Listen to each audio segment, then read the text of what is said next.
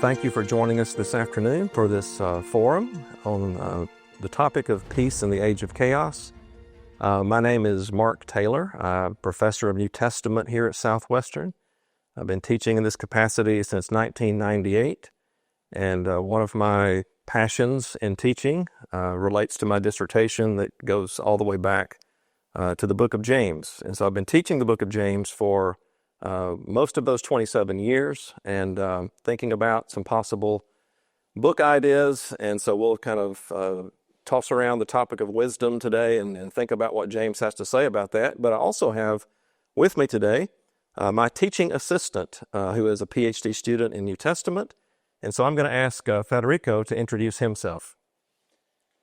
Hi, everybody. My name is Federico, and as Dr. Taylor was saying, I am currently his teaching assistant, and it's been my pleasure to do that. And I also have taken classes in my MDiv and seminars with Dr. Taylor, and I really appreciate his insight, his way of approaching every text, and especially, in particular, James, which is one of his main focus. And it's a pleasure to be sharing this space with you, Dr. Taylor. All right. So what we're going to do is I'm going to just talk about this topic for a bit, and I've told Federico he's free to jump in and to interrupt or to add something to or ask a question. So we're kind of going to do like a free-flowing, extemporaneous discussion here today, and then we'll be happy to take your questions later. The title of the forum is Peace in an Age of Chaos, but it's actually about wisdom in the book of James. And the focal text that we'll be thinking about today is James chapter 3, verses 13 to 18, which, in my view, is the structural center of the letter and actually kind of resonates with the letter as a whole on the theme of wisdom. You actually run into the word wisdom very early in the book of James in chapter 1. Where James says, if anyone among you lacks wisdom, he must ask God for it. So we probably ask God for wisdom along the way. We should, at least. But the question is, when we ask God for wisdom, what exactly are we asking God for? Are there any conditions for receiving it? And how do we know if we have it? How do we know if we possess wisdom? So James mentions asking for wisdom very early in the book. He comes back to it in chapter 3, verse 13, and he actually asks a question that he then defines. So the question that he asks is this: who is wise and understanding among you? So what is a wise person? Who is a wise and understanding person? And then he answers the question in this way. He says he must show by good conduct his works in the humility of wisdom. So he somewhat defines it for us, and then he begins to talk about what the lack of wisdom looks like, and then he comes back to wisdom again and describes it for us. So this is what we want to think about today. What exactly is wisdom? Well, the way that James answers the question tells us that wisdom is something that is demonstrated by the way that we conduct ourselves, by the way that we live our lives. So wisdom is more than knowledge. It certainly includes knowledge, but it's more than knowledge. It is the demonstration of that knowledge in one's life. I want to kind of get us started thinking about this. I want to throw out a definition by another scholar on wisdom who has written on this. The scholar is Richard Bauckham, who wrote a book on James and the wisdom of James about 25 years ago. And he gives a definition of wisdom that I think is really helpful and true to what James says about wisdom. And this will help us to think about this topic. So Richard Bauckham in his book says this, that wisdom is the God-given ability of the transformed heart to discern and to practice the will of God.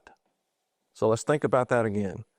Wisdom is the ability, the God-given ability of the transformed heart to discern and to practice the will of God. Now, there's only one thing that I would add to that definition. I think it's a fabulous definition, but I would add to it the word humility, because James includes that in his answer to the question. So I would say it is the God-given ability of the transformed heart to discern and to practice the will of God in humility. So wisdom is all about the way that we conduct, the way we live our lives, that is in keeping with what God has revealed about His will for us. Sure. I may comment on that definition. We normally think of wisdom as something you acquire, definitely, right? Something that you can even develop in every areas of our lives, even. But that phrase, God-given, it's actually connected to what James is saying. And my question would be, according to James, is it possible to develop this wisdom, or definitely it's like a spiritual gift that we should ask and wait to receive it? What do you think about this? Well, if you think about what James says about your question here, the first thing he says about wisdom is something we must ask God for, which tells us that it is a gift from God. James also describes good and perfect gifts as coming down from above. And in James 3:13 to 18, he describes this wisdom as wisdom that is from above. So God is the source of wisdom. Of course, you have, going all the way back to the wisdom tradition, you have in Proverbs the opening of the book of Proverbs that tells us that the fear of the Lord is the beginning of wisdom. So it is something that we ask for. It is something that is a gift. Even as James describes our transformation, our conversion, if you will, in the first chapter. He talks about being birthed by the word of truth, by God's will. So by His will, He birthed us by the word of truth. And many think that the language there is referring to our conversion. The word of truth and its other occurrences in the New Testament refer to the gospel message. So God is the one who gives us spiritual birth, and we are then exhorted to receive that word in humility, to welcome that word, to do the word, to remain in the word. And so the will of God is given to us in His word. So while it is something that we certainly ask for, is something that is alien to us, we wouldn't know what God's will is if He hadn't revealed it to us. So it is deeply and closely connected to the revealed Word of God. And of course, James has quite a bit of emphasis on this theme of obedience and what we do and what we say, and living out the truth. So there is a sense of, Federico and I talked about this a little bit the other day. There's a sense in which people who are not even Christians, who are in the secular world, they can certainly gain expertise in certain things. They can certainly be successful in certain things. Entrepreneurs are very creative, and by worldly standards, they are very very successful. So there's a sense in which people can live with a good measure of common sense, just the way things work, But this is, you observe and you see how God has designed the world and how things work in life. And so there can be a certain measure of success, but we're talking about something here that is a bit different than that. God's wisdom is very, again, tightly connected to His Word, to the truth, to His revealed will.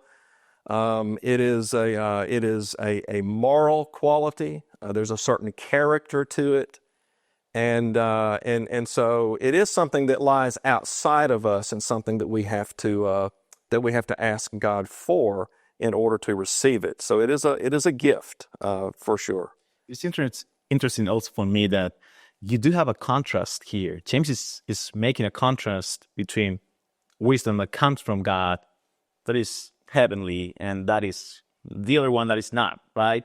But just caught my attention reading through this again that you don't have a contrast of good and bad wisdom. We will normally think of, okay, and when we hear an advice, we'll say, oh, this is good wisdom, right? It's a good advice, good wisdom. That's bad advice. That's not good wisdom, it's bad. But you don't have a contrast here, giving the quality of good or bad, but James highlights the source of wisdom and the results. So it's the wisdom. The great question, as I read it, is, where is this wisdom coming from? So I would, if you want to elaborate on that, and then a second question will be, is it possible to have good wisdom, like on the surface, but still not a wisdom that is coming from God? Yeah, well, we kind of touched on that just a little bit on the the secular person who can be successful to some measure. Of course, James is wisdom literature, and wisdom literature typically offers two different paths. That's very typical of wisdom literature. The two ways motif, two ways to live and to conduct your life. An example of a wisdom psalm, for example, would be Psalm 1, that talks about the godly person versus the ungodly person. You have something of that in James 3:13 to 18, where you have a wisdom that is from above that James discusses.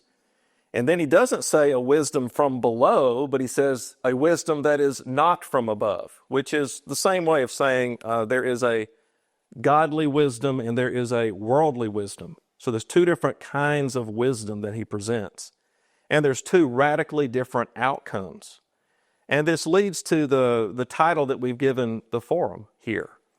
The wisdom that is from above is very tightly connected to righteousness. In fact, the way James describes it, he says, the wisdom that is from above is above all, is first pure, and then it is peaceable. That's the very first characteristic that he gives of wisdom following its purity. He lists several characteristics of this wisdom. It is peaceable, it is gentle, it is open to reason, it is full of mercy and good fruits. It is without division. It is impartial. It is without partiality. It is sincere. So there is a moral character to it that is rooted in who God is, and it leads to peace rather than the opposite of peace, which would be chaos. So if you think about what James says in James 3:13 and following, he actually, after he answers the question of who is wise and understanding, he somewhat defines the wisdom from above first by looking at its opposite. So he says in 3:14, for example, but if you have bitter jealousy and selfish ambition in your hearts, do not boast and lie against the truth. This is not the wisdom that comes down from above, but it is earthly, it is natural, it is demonic.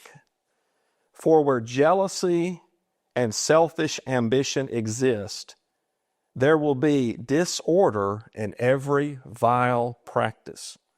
So you see the opposite, when God's wisdom is absent. And frankly, it can be absent in the community of believers. So we see that James here is writing to the 12 tribes that are scattered about, outside of the land of Palestine. He's writing to Jewish Christian communities. And so, you have to recognize that the jealousy and strife and chaos and these kinds of things that are very unpleasant are certainly characteristic of the world, but unfortunately, they can also find their way into the church. And we see this in other letters in the New Testament. We see it in 1 Corinthians, for example, a very deep problem of division in the church. We see it also in the book of Philippians. There's division that is there.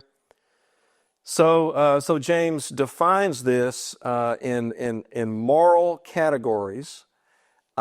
He describes it in reference to how people live with each other in community. So wisdom is something that manifests itself not just individually, it really manifests itself in relationship to other people in community.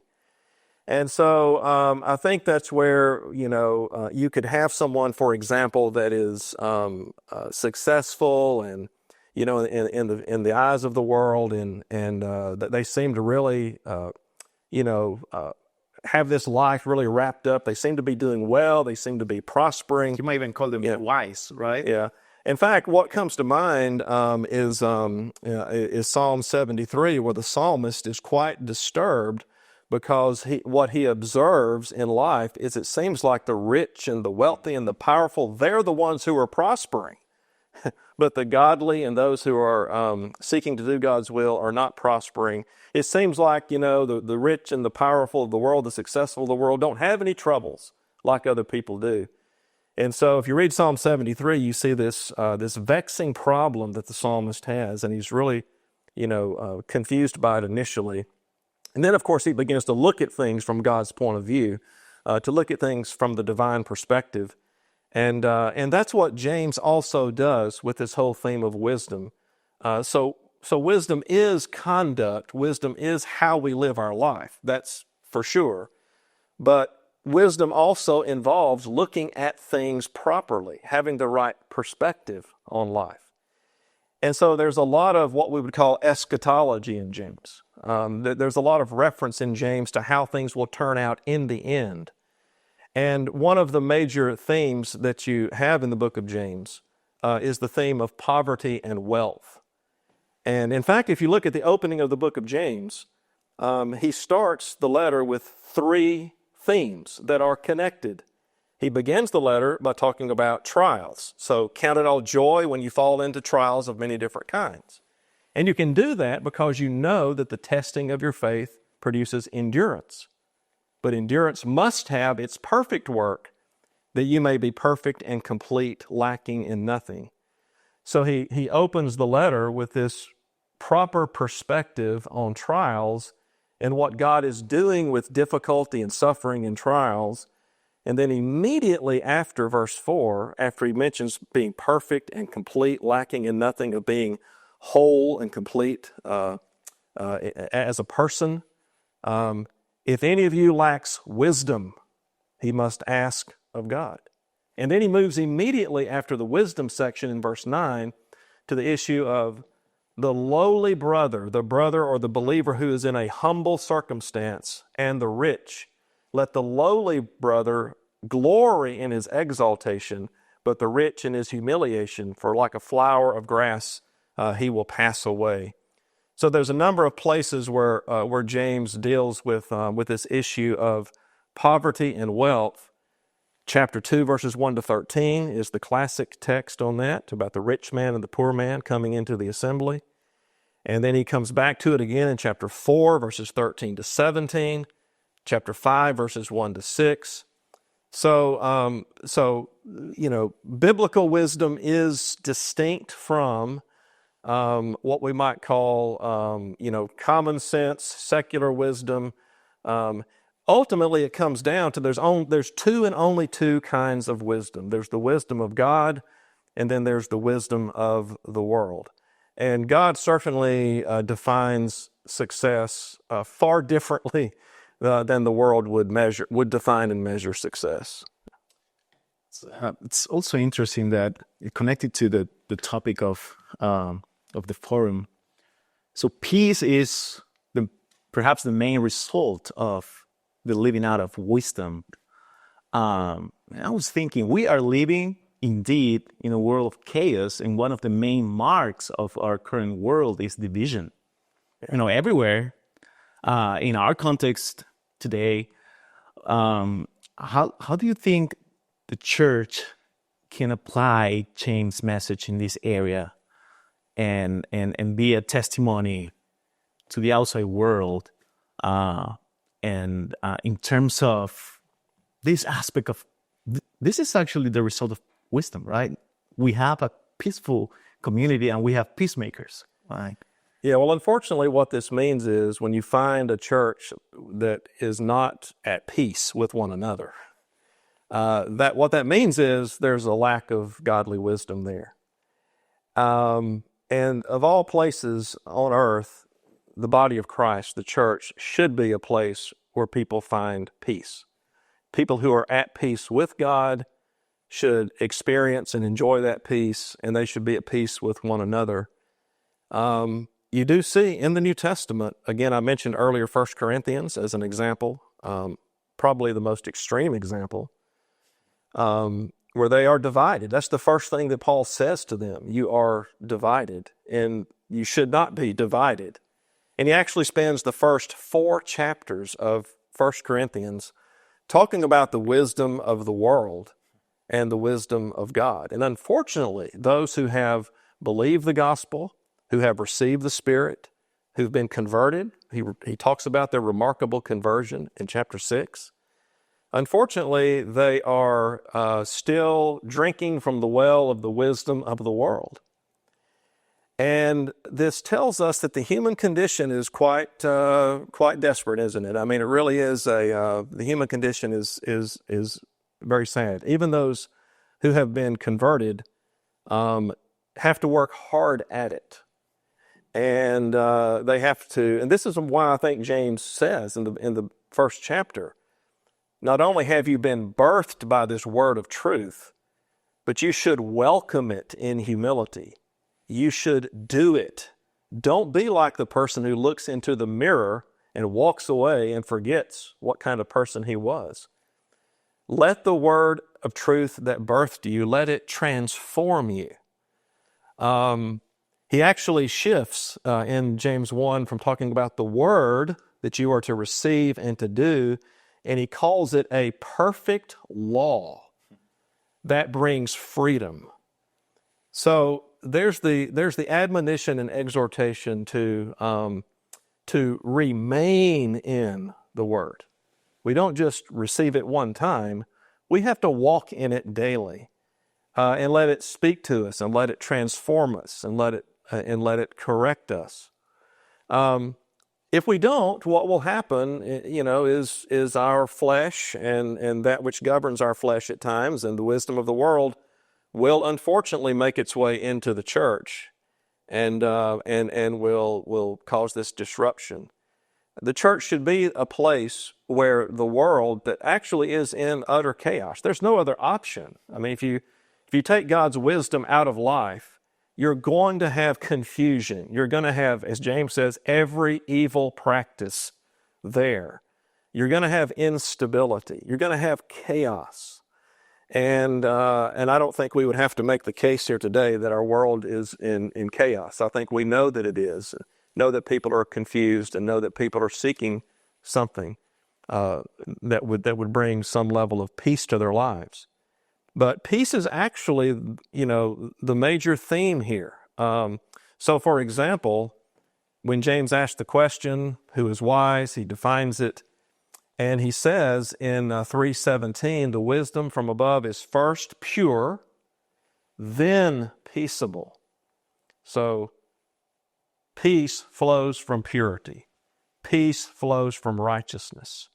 And he goes on to describe wisdom's character in terms of being gentle, open to reason or compliant, full of mercy, good fruits, impartial and sincere. And one verse we haven't touched on is verse 18, which says, a harvest of righteousness is sown in peace by those who make peace.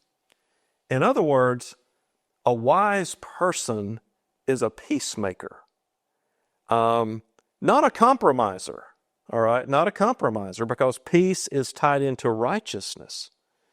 But he is ultimately a peacemaker. Now, I don't want us to kind of get away from what James says in chapter 4. Sometimes the chapter divisions are a little bit unfortunate, but he describes what happens in life or even in community when wisdom is absent. He gives a very vivid description of this.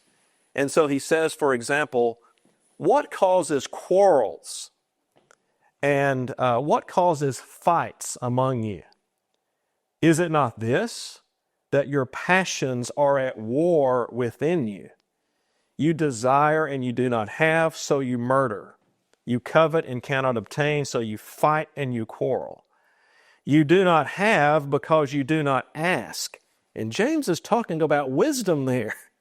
You don't have wisdom because you don't ask for it.